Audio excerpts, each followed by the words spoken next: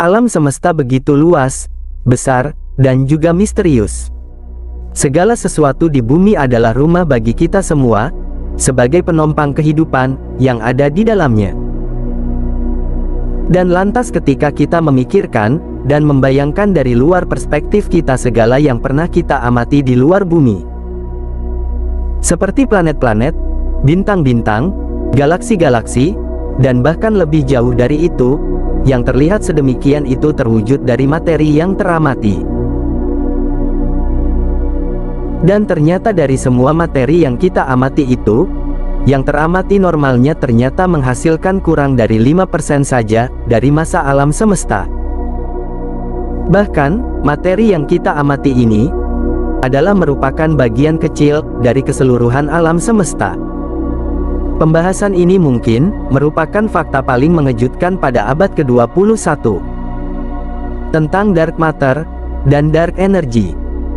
Lalu, jika semua itu hanya kurang dari 5% saja, lalu apa sisanya sebanyak lebih dari 95%? Sisa alam semesta yang tidak nampak adalah terbuat dari zat-zat misterius, yang tak teramati yang disebut sebagai materi gelap, sebanyak 26%.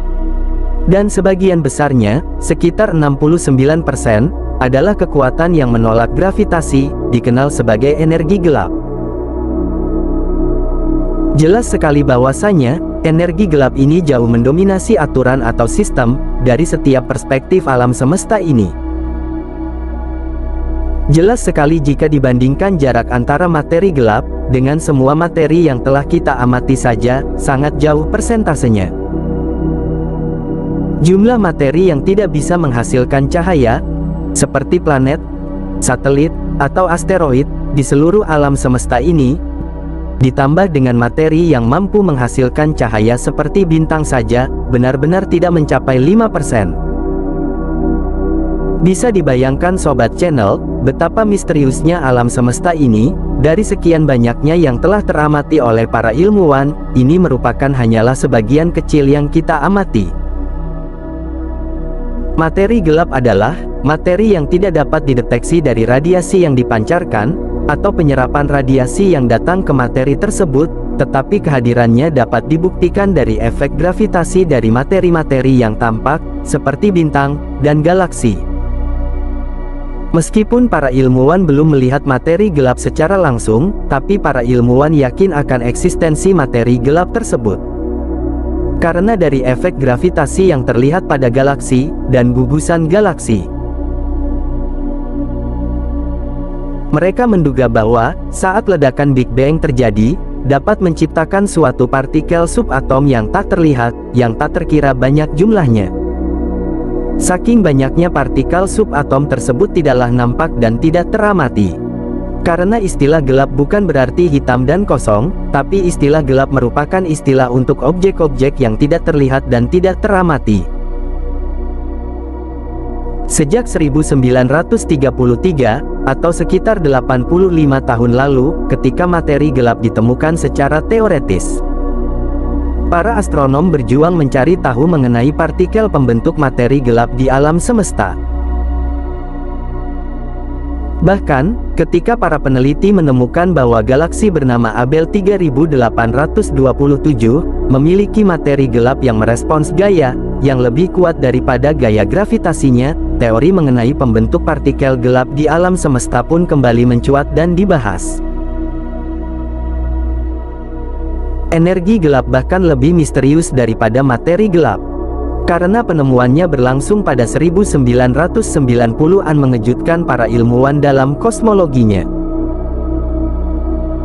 Energi gelap adalah suatu bentuk hipotesis dari energi yang mengisi seluruh ruang, dan memiliki tekanan negatif yang kuat. Menurut teori relativitas umum, efek dari adanya tekanan negatif secara kualitatif serupa dengan memiliki gaya, pada skala besar, yang bekerja secara berlawanan terhadap gravitasi. Sebelumnya, fisikawan menganggap bahwa gaya gravitasi yang menarik akan memperlambat perluasan alam semesta dari waktu ke waktu. Tapi ketika dua tim independen mencoba mengukur laju perlambatan gravitasi, mereka menemukan bahwa ekspansi tersebut benar-benar melaju kencang dan meluas. Berarti ekspansi tersebut nyatanya alam semesta kita meluas, lebih cepat dari kecepatan cahaya.